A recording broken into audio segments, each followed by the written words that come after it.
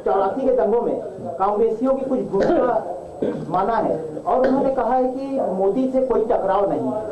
देखिए, जहां तक उनकी भूमिका मानने का सवाल है, मैं इतना ही कह सकता हूं कि देर आयत दुरुस्त आयत। अगर भूमिका थी तो उन अपराधियों को सजा दिलाने में देर क्यों? सरकार उनको बचा रही है, कांग्रेस उन लोगों की कानूनी सहायता दे रही है, उनको जो अपराधी माने गए हैं, जाने गए हैं, बार बार उनको बचाने की कोशिश कर रही है। खुल के क्यों नहीं कहती कि हाँ, जो अपराधी हैं उनको हम सजा दिलाएंगे। और जहाँ तक टकराव का सवाल है, टकराव तो करने के लिए बहुत सोच विचार करना पड़ता है। आदमी यूं ही हाथ नहीं डालता टकराव के लिए। 84 के दंगे और गुजरात के दंगे में क्या अंतर आप देखते हैं? देखिए साहब, गुजरात के दंगों में तो अभी भी मोदी जी को क्लीन चिट मिली है और 84 के दंगों में कोई ऐसी चिट नहीं मिली है। लोग अपराधी हैं, मुकदमे चल रहे हैं और स्वयं वो स्वीकार कर रहे हैं कि उनकी पार्टी के लोगों की अपराधी बनी है कि गुजरात के दंगे से उसकी तुलना नहीं की जा सकती। कोई सवाल ही नहीं है। उसमें सरकार शामिल, उनका कहना है, राहुल का उनका कहना है, वो कहने को तो कुछ भी कह रहे हैं, कहने को कोई रोक सकता है किसी को? अच्छा, अराजकतावादी सरकार की बात की आपने, 1 महीने तो बीत गया उसका, क्या 1 महीने अराजकता चली है या कुछ विकास किया? क्या चीज? आपकी सरकार? हाँ, हमारी नहीं है भैया, आप पार्टी की सरकार। हाँ, आप पार्टी की सरकार। अराजकतावादी सरकार अभी तो उसमें हमें कहीं प्रशासन दिखाई नहीं दिया। पानी कहा था वो नहीं मिल रहा, बिजली कही थी वो भी ठीक नहीं हुई। यार, इनसे बात हो रही थी, चलो अच्छा आपसे करो।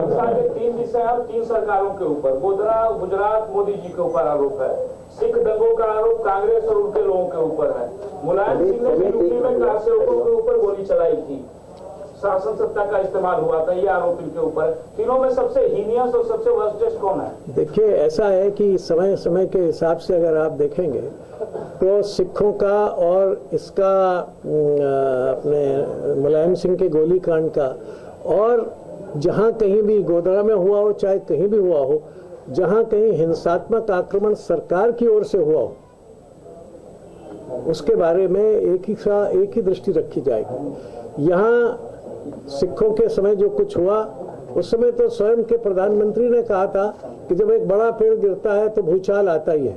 हाँ, मुलायम सिंह ने गोली चलाई, सबको मालूम है। लेकिन यहाँ न तो कोई सरकार का आदेश था, न कोई नरेंद्र मोदी की कोई इसमें भूमिका थी। अभी तो कोर्ट ने भी उनको बरी कर दिया, तो आप समझ लीजिए। तो मोदी जी के ऊपर आरोप लगते हैं तो ये दोनों किससे आप लोग क्यों नहीं प्रमुखता से रखते हैं? लगते हैं, हम तो रख ही रहे हैं, मगर आप पे इसमें तो आपकी सहायता की जरूरत है। अभी मैं बोल रहा हूँ कि दोनों दंगे ये बहुत, और उससे भी आगे अभी जो कुछ मुजफ्फरनगर में किया गया वो भी, अगर आप थोड़े दिन के बाद जो है पलट जाएंगे।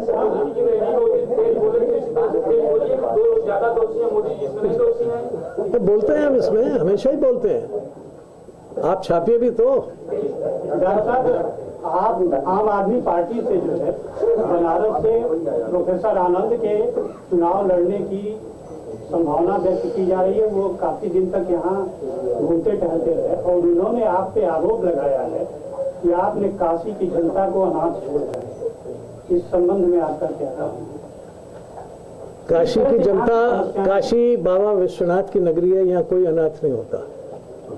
तो विश्व का नाथ यहाँ रहता है।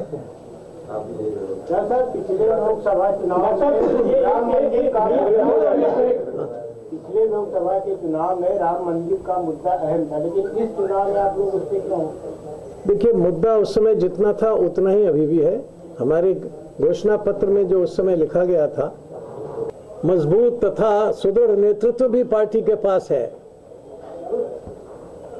मैं ऐसा समझता हूं कि राष्ट्रपति महोदय ने जो देश को संदेश दिया है, अगर उसका गहराई से हम लोग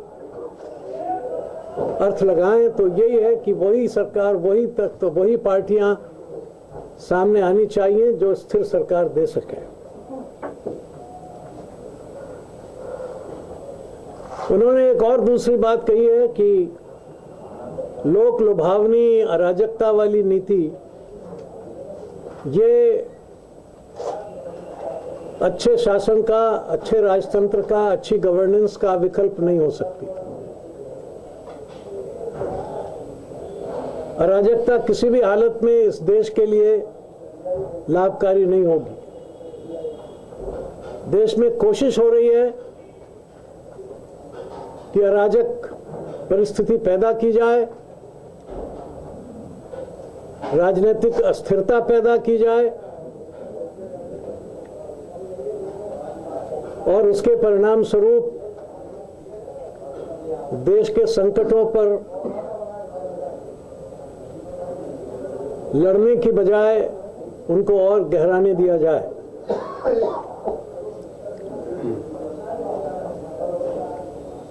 ये बहुत ही अशोभनीय रहा कि एक सरकार का मुख्यमंत्री कानूनी प्रावधान का उल्लंघन करके धरने पर बैठा और उन्होंने ये भी घोषणा की कि वो एनार्किस्ट है, अराजकतावादी है। ये बहुत गंभीर बात है और ऐसे तत्व का समर्थन कांग्रेस कर रही है।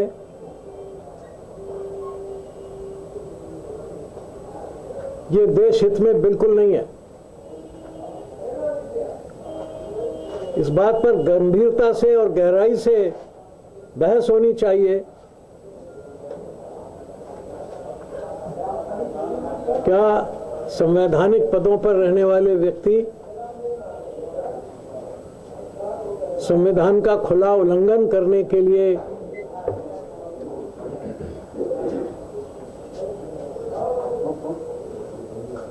किसी भी प्रकार की, किसी भी हद तक जा सकते हैं या उन्हें जाने दिया जाना चाहिए? उन्हीं मुख्यमंत्री ने यह भी कहा कि संविधान में यह कहाँ लिखा है कि मुख्यमंत्री प्रोटेस्ट नहीं कर सकता। अनेक मुख्यमंत्री प्रोटेस्ट करते हैं पर वो कानून की और संविधान की मर्यादा में रहते हुए करते हैं। किसी भी नीति के बारे में राय देने का और उस नीति का विरोध करने का अधिकार प्रत्येक नागरिक को है, लेकिन उसकी मर्यादाएं हैं और उसका पालन होना चाहिए। ऐसे अराजक तत्वों को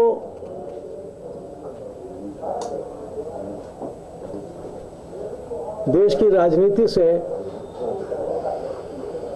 खिलवाड़ करने की इजाजत नहीं दी जा सकती।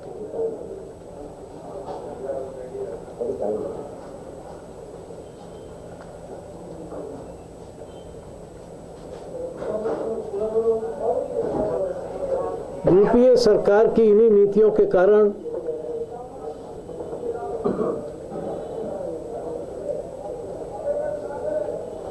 देश चौतरफा संकटों से घिरा है।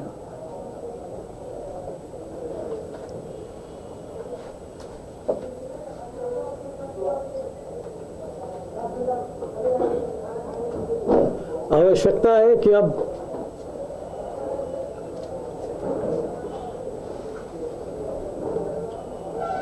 श्री नरेंद्र मोदी के नेतृत्व में एक मजबूत और दृढ़ निश्चयी सरकार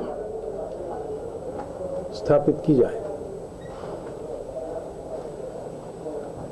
उत्तर प्रदेश में कानून की हालत और व्यवस्था की हालत निरंतर बिगड़ती जा रही है।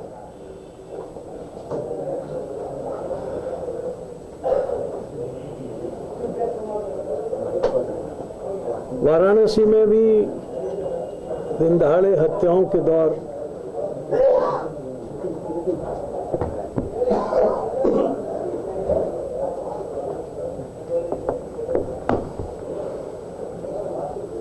इस परिस्थिति का संज्ञान कराते हैं।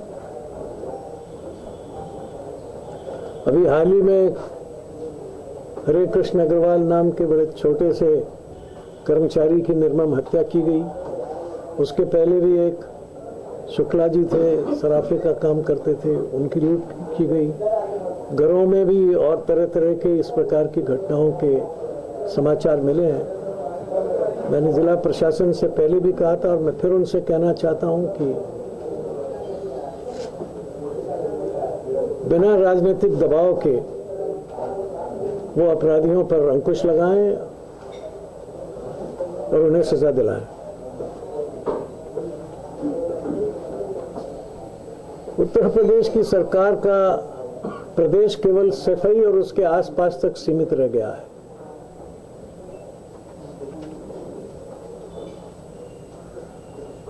उन्हें बनारस, इलाहाबाद, आगरा, मेरठ ये शहर नजर नहीं आते हैं। सफाई के पास इटावा है, वो भी नजर नहीं आता है, मगर सफाई नजर आती है।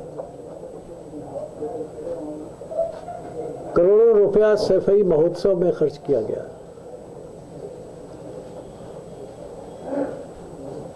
लेकिन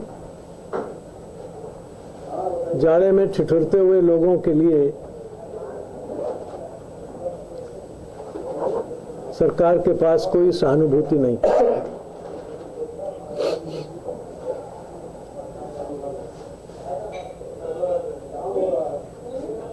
सफाई में उत्तर प्रदेश सरकार की समाजवाद का आधुनिकतम नमूना देखा गया।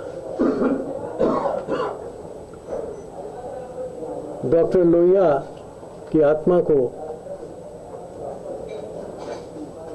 बहुत कष्ट पहुंचा होगा।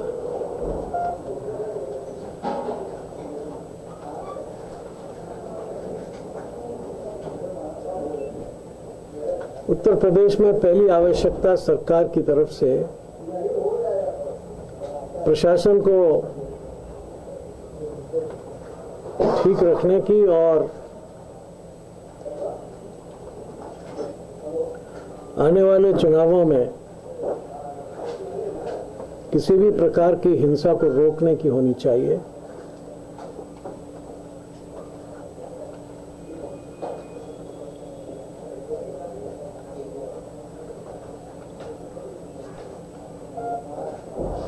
मैं उनको बहुत विनम्रता से कहना चाहता हूं कि उनके संरक्षक यूपीए की सरकार के लोग अब ज्यादा दिन दिल्ली में रहने वाले नहीं हैं।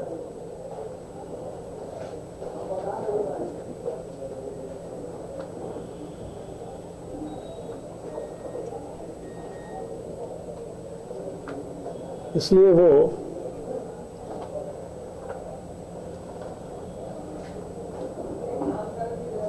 ये न समझें कि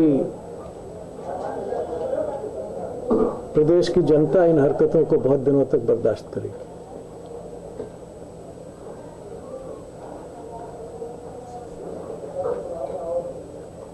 काफी जोशी जी, ये बताइए, महामहिम जी के भाषण के अंश को तो आपने कहा कि स्थिर सरकार के बिना इस देश का विकास